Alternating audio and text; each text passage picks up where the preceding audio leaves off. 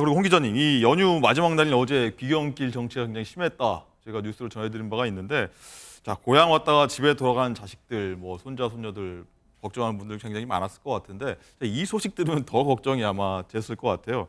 내비게이션 믿고 집에 빨리 가려고 했다가 이 차량 이용자들 수백 명이 어떻게 보면 뒤통수 맞은 일이 벌어졌어요. 그렇습니다. 이 충남 아산시 인주면에서 평택호 항으로 가는 길이었다 네. 그래요. 근데 이제 이 고속도로가 굉장히 정체돼 있고 네. 언제 어떤 분들은 이걸 뭐 최단 거리로 하시는 분이 있고 최소 시간으로 하시는 분이 있잖아요. 내비 설정을요? 네. 그런데 이 최소 시간으로 한 분들한테 말하자면은 논길 제대로 된 하다못해 2차 왕복 2차로도 네, 화면에 아니라 나왔어요. 그냥 길 하나 논 사이에 있는 길로 안내를 한 겁니다. 내비게이션 믿고 갔다가 어떤 분은 3시간 만에 벗어났지만 어떤 분은 2km 가는데 5시간 걸렸다는 5시간을요? 분도 있어요. 근데 여기는 휴게소가 없잖아요. 고속도로가 그렇네요. 아니니까 휴게소도 없고 아이들 이게 5시간이 굉장히 5시간을 갇혀 있고 유턴도 이게 아까 불가능하고 낮 그림이었는데 지금 밤까지 그렇죠. 이어지고 밤까지 있어요. 됐어요. 그래서 근데 이게 굉장히 이거는 정말 너무 안타까운 일이 벌어진 건데 사실 이것에 대해서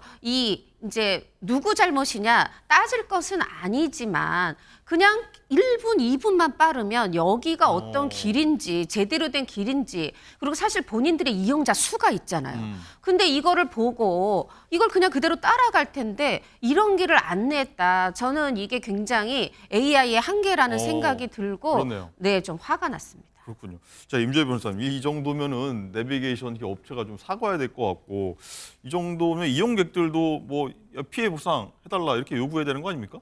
그렇죠. 앞서 말씀 주신 것처럼 이 내비게이션이 어떤 AI 기술이랄까? 빅데이터, 정보 활용의 어떤 집합체라고 볼 수 있습니다. 예. 그러니까 많은 사람들이 통행을 하면은 여기가 지금 붐빈다는 것을 인식하고 다른 길로 안내하기도 하고요. 경우에 따라서는 더 먼 길이지만 이것이 더 빨리 갈 수 있다고 안내하기도 하는데 지금 이 해당 모빌리티 업체에서도 지금 고속도로가 너무 막히다 보니까 오히려 다른 도로, 원래는 안내하지 않는 그 안내 가중치가 매우 낮은 그런 도로를 우회해서 가라고 안내를 하게 되었고 본인 업체뿐만 아니라 다른 업체들도 이 길로 이제 우회하라고 안내를 하면서 갑자기 많은 차량이 정말 작은 도로에 몰리다 보니까 이런 현상이 발생을 한 것 같다 이렇게 입장을 밝혔어요.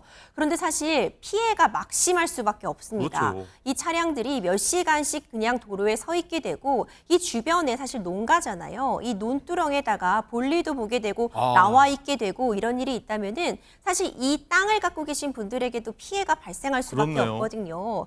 그런데 참 손해배상을 청구하기도 애매한 부분이 애매합니까? 있습니다. 이게 도로는 도로가 맞고 길을 잘못 안내했다기보다는 우회도로 내지는 최단 거리, 뭐 최단 시간을 안내한 것인데 평소에는 많이 다니지 않는 길이라서 이것이 제대로 이런 문제점이 있는지 확인이 안 됐던 것이거든요. 앞서 말씀 주신 것처럼 이런 게 어떤 기술의 한계 보여준 그런 사례로 보이고 피해 보신 분들은 참 너무 안타까운 그런 상황입니다. 그렇군요. 어쨌든 내비게이션 기술이 좀 발전해서 개선됐으면 좋겠다 이런 생각도 해봅니다.